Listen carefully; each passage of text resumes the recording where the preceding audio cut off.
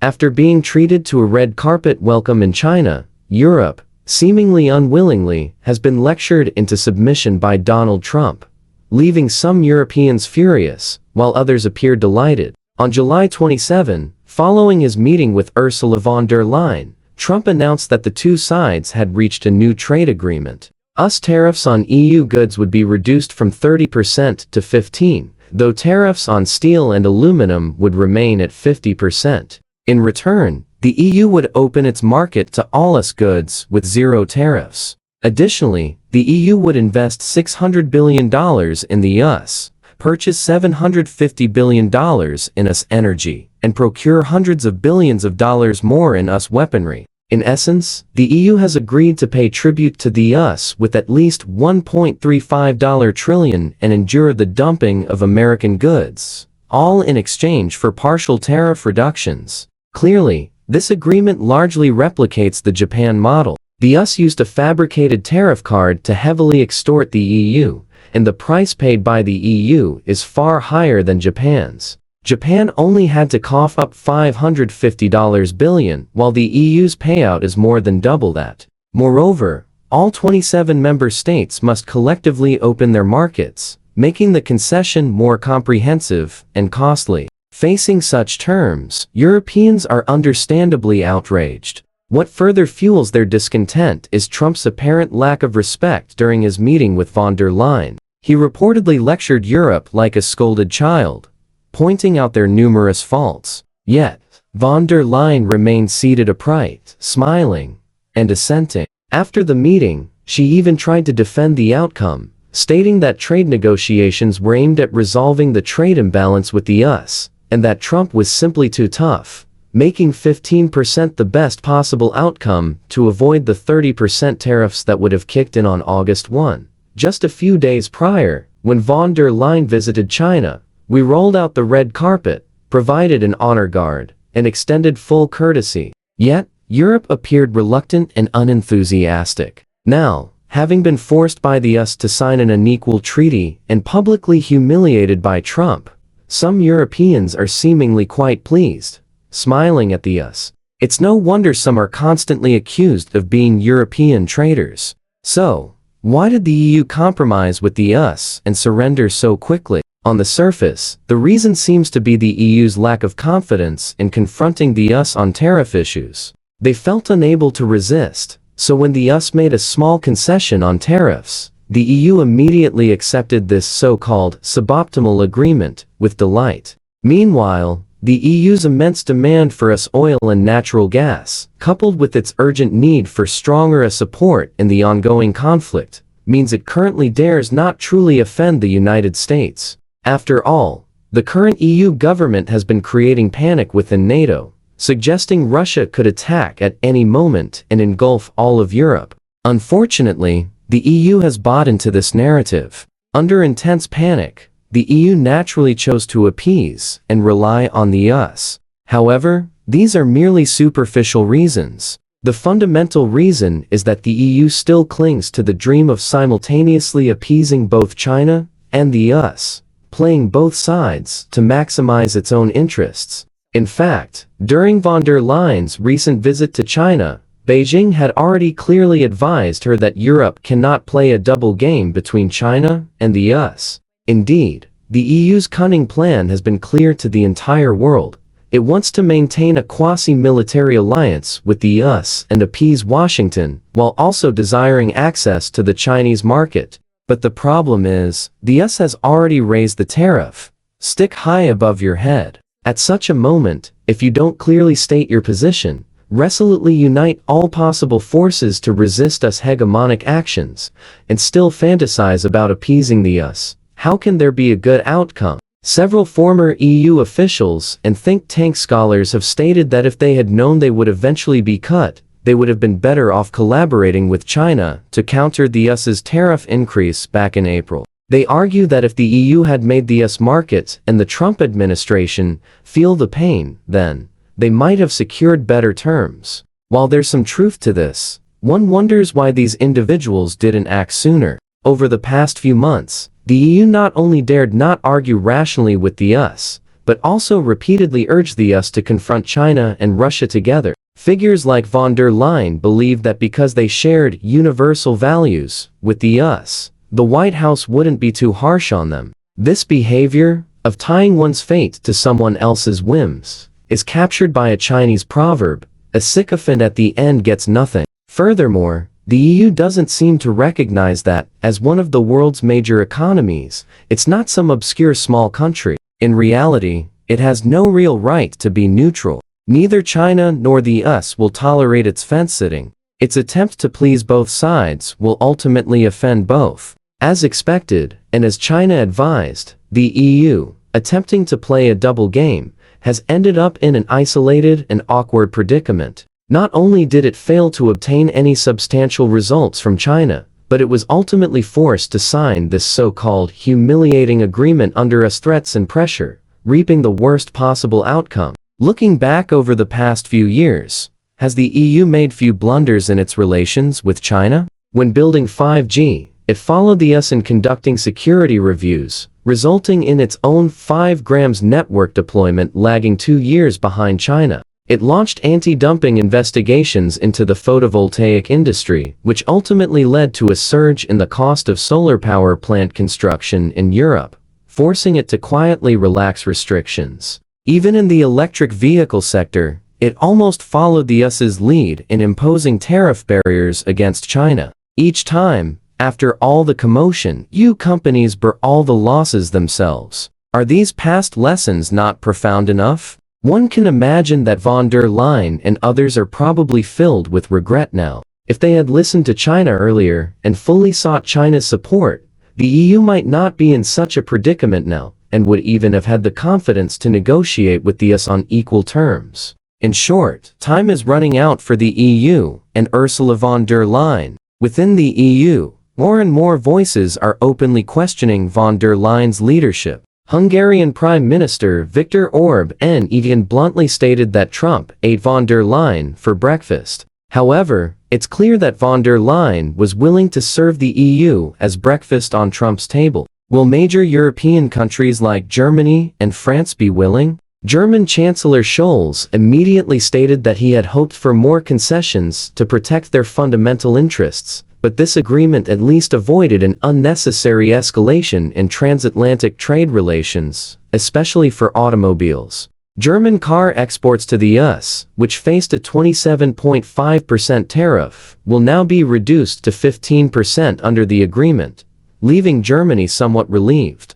But not every European is happy. French opposition leader Marine Le Pen immediately lambasted von der Leyen as incompetent, deeming the trade agreement a complete political, economic, and moral defeat. She provided 3 reasons. Political level, the EU, with its 27 member states, received worse terms than the UK, which is inconsistent with sovereignty on trade issues, a sovereignty that is diluted and even negated under the heavy hand of Brussels bureaucracy. Economic level, the European Commission accepted an unequal treaty and will have to import hundreds of billions of euros worth of natural gas and weapons from the US annually. This means a complete surrender of French industrial energy and military sovereignty. Moral level, this is a moral defeat. French farmers are once again sacrificed on the altar of German industry. The terms force France to further open its single market to US agricultural production in exchange for reduced tariffs on German car exports.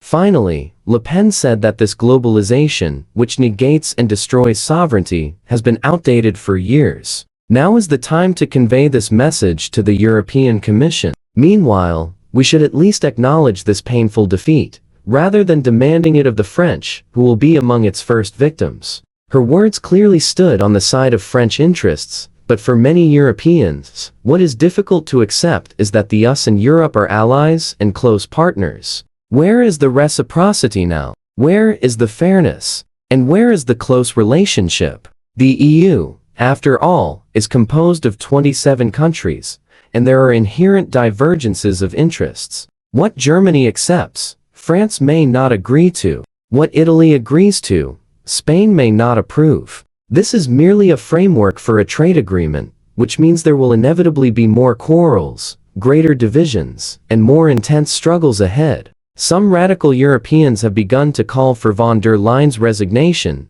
demanding the repeal of this vile agreement, stating that what she has done is pay a kidnapping ransom with our money, healthcare, etc. Most interestingly, during the joint press conference with Trump and von der Leyen, one detail was quite revealing. Watching the live video, von der Leyen didn't forget to compliment Trump, praising him as a tough negotiator and deal-maker. Trump interjected, "But fair." Von der Leyen immediately corrected herself. Fair." Trump then said, "That doesn't really matter." The room erupted in laughter, and Trump himself couldn't help but laugh out loud. The room was filled with cheerful air. China's strategic movie and global port control.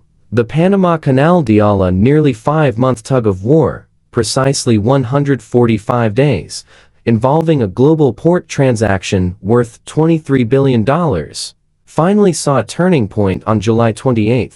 On that day, CK Hutchison Holdings announced its intention to invite a major strategic investor from mainland China to join the consortium and become an important member. The main purpose of this action is to obtain approval for the transaction from all relevant regulatory bodies and departments. In March this year, CK Hutchison announced its plan to sell 43 prime port terminals under the CK Hutchison umbrella to the Wall Street giant BlackRock. However, when the transaction list was revealed, the appearance of two special port names immediately caused a stir: Balboa Port at the Pacific entrance of the Panama Canal and Cristobal Port at the Atlantic exit. How crucial are these two ports? 1 out of every 5 Chinese foreign trade cargo ships has to navigate this sea alley. If the Americans were to control this choke point, Chinese cargo ships might not even be able to breathe freely when passing through in the future.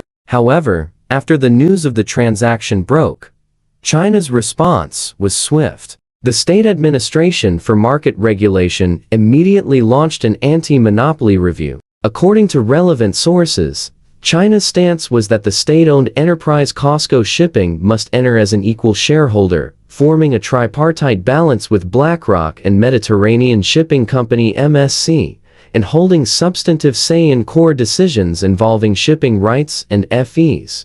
These were not negotiable conditions, but unshakable bottom lines. Facing the resolute stance of the state, the attitude of CK Hutchison's executives changed. From initially seeking regulatory approval, they moved to no transaction without approval, and now, they have proactively extended an olive branch to mainland China, issuing an invitation to join the consortium and commencing exclusive negotiations. The deadline for these negotiations was 145 days, ending on July 27.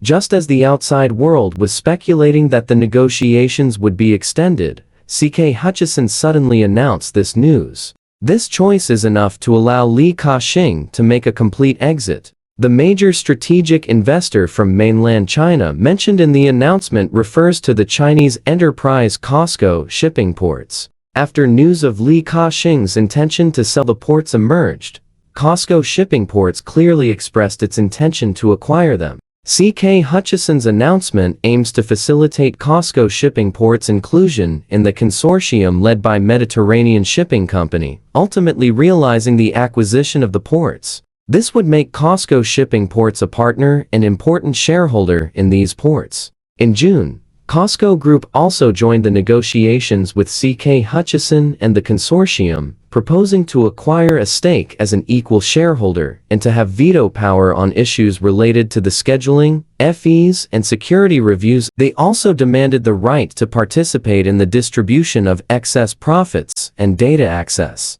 Currently, COSCO Shipping Ports is in an accelerated phase of global expansion. In the first quarter of 2025, despite an unstable global economic recovery, the company still recorded a 14.7% increase in revenue and a 33.5% increase in net profit, with overseas port throughput increasing by 6.7% year-on-year. Its earnings elasticity and strategic resilience are beginning to show. If it can acquire the CK Hutchison port assets this time, the company will not only leap to become one of the world's strongest port operators in terms of throughput capacity, but also achieve significant leaps in valuation, premium, financing capabilities, and other aspects. More importantly, COSCO Group's overseas port network and CK Hutchison's ports are highly complementary geographically. The latter has strong expansion value in areas where COSCO has not yet fully deployed,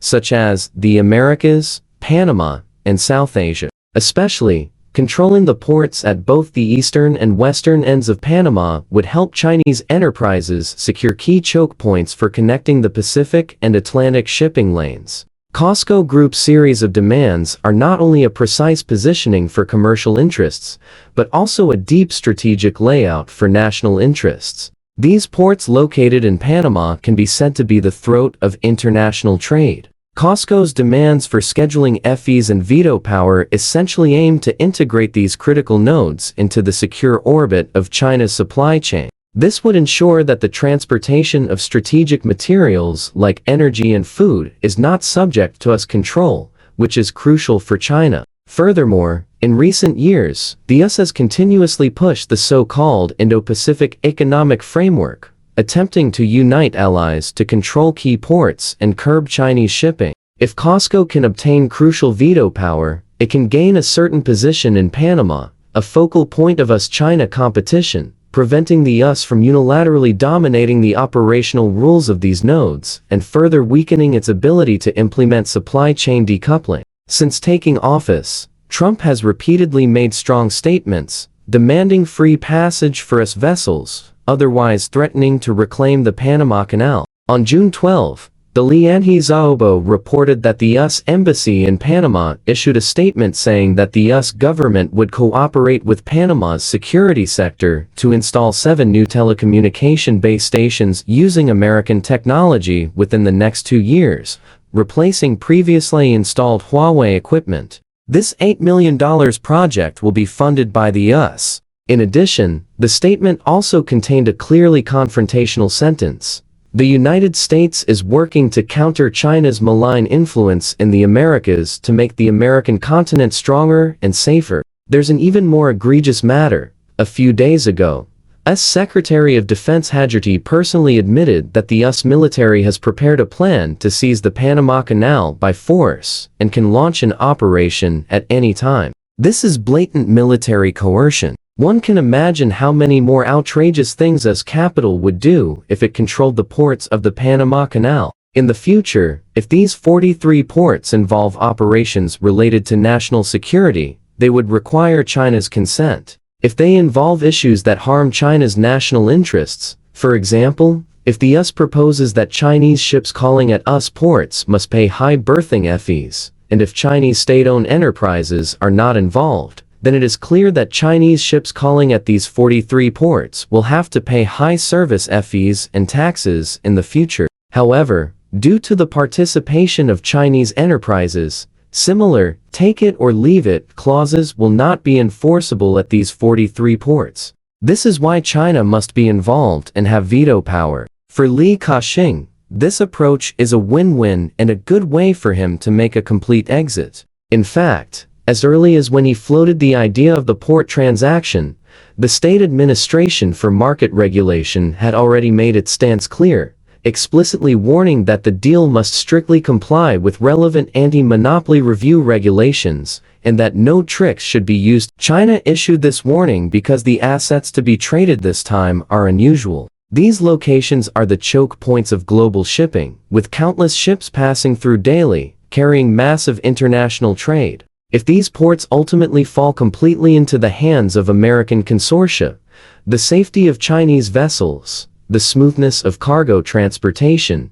and even the entire country's shipping interests could be controlled by others, facing the risk of being choked off at any time. This is clearly unacceptable to China. This situation immediately put Li Ka-shing in a difficult position, caught between the US-China rivalry, needing to move cautiously. If he disregarded China's warnings and insisted on proceeding with the original plan, his companies might lose support from the mainland market in the future. As of now, Li Ka-shing's assets in mainland China amount to approximately $30 billion, accounting for 1/4 of his total global assets. If his actions truly jeopardize China's interests, his real estate projects in the mainland could face approval delays and sluggish sales, and core businesses like energy might be subject to various restrictions. Years of accumulated market foundations could even be shaken. Conversely, if he were to blindly comply with the US, he might not be worry-free either.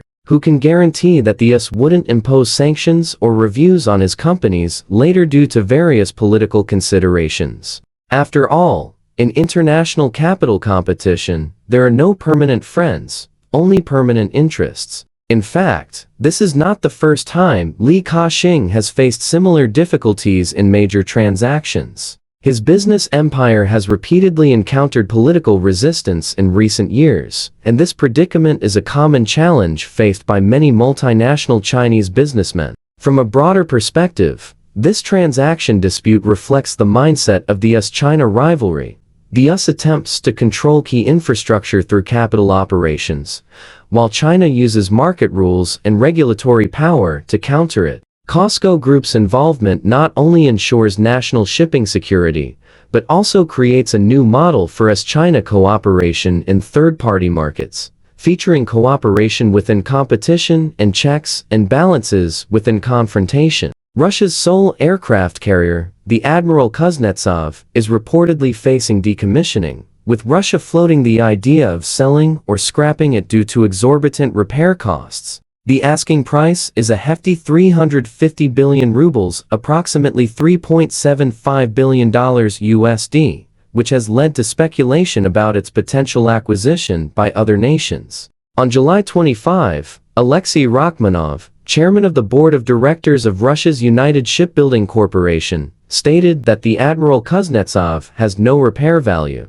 The carrier has been in service for over 40 years, and its repair costs are extremely high. The final solution is either to sell it or scrap it. The Kuznetsov, commissioned in 1991, is the lead ship of the Soviet May 1143 class aircraft carriers, a 6,000-ton class vessel with a ski jump deck. It was designed to carry 24 Su-33 fighter jets and around 10 various types of helicopters. After the collapse of the Soviet Union, Russia inherited the Kuznetsov, which became a symbol of its great power status. However, since 2017, the carrier's mid-life refit and upgrade have been plagued by disasters, including a sunken dry dock, fires, and an exploding steam pipeline. By 2023, it still lacked basic operational reliability, and its repairs have been further delayed by the ongoing conflict. United Shipbuilding Corporation estimates that restoring its full combat capability would require at least 350 billion rubles. Russia's reasons for potentially abandoning its only carrier are twofold: lack of technical expertise and facilities. Russia faces a severe shortage of the massive dry docks, gantry cranes, and specialized facilities required for carrier maintenance or construction. Furthermore, Russia lacks experience in building and repairing aircraft carriers, as all Soviet carriers were built at the Black Sea shipyard, which is no longer part of Russia. Insufficient naval funding. Among Russia's military branches, the Navy receives a comparatively limited budget, especially after 2022, when its share further decreased as it largely remained a spectator during the conflict. Why China isn't biting, and India might. While some in China have suggested purchasing the Kuznetsov for a comprehensive modernization, similar to the Liaoning X Variag conversion, arguing it could quickly boost China's carrier numbers and even form a sister ship formation with the Liaoning.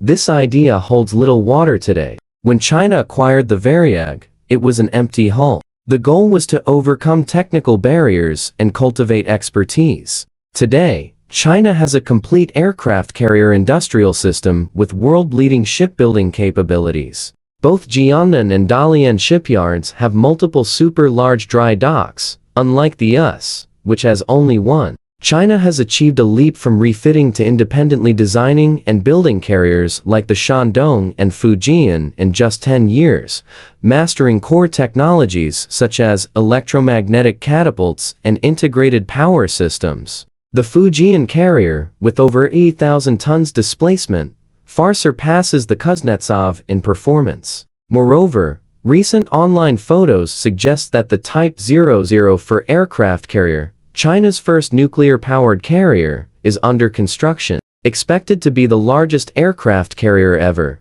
at 100,000–110,000 tons, the Type 004 will offer significantly greater endurance capacity for more aircraft 7590, including J-35S and KJ-60 early warning aircraft, and operational flexibility. Given these advancements, spending over $3 billion on the dilapidated Kuznetsov, which has only a few years of projected service life left after extensive and costly repairs, is simply unnecessary. The same investment could build a brand new 6,000-ton Shandong-class modified vessel. In contrast, India might be interested. India currently operates two carriers, the Russian-bought INS Vikramaditya, a refitted 4,500-ton Soviet Baku-class vessel, and the indigenously built INS Vikrant, which is a medium-sized carrier. India is planning a third carrier, but faces delays and budget constraints. If Russia offers the Kuznetsov cheaply, India might be tempted, given their long-standing military cooperation and India's experience with refitting Russian ships. Acquiring a 6,000-ton carrier would instantly boost India's naval capabilities to China's first-generation carrier level. On paper, for Russia, selling to India would be a win-win. It would recover some funds, avoid the cost of scrapping, and maintain military ties with India, preventing it from fully aligning with the West. For India, it would be a gamble, betting on its ability to repair and operate the carrier, and on the continued relevance of aircraft carriers in the next decade.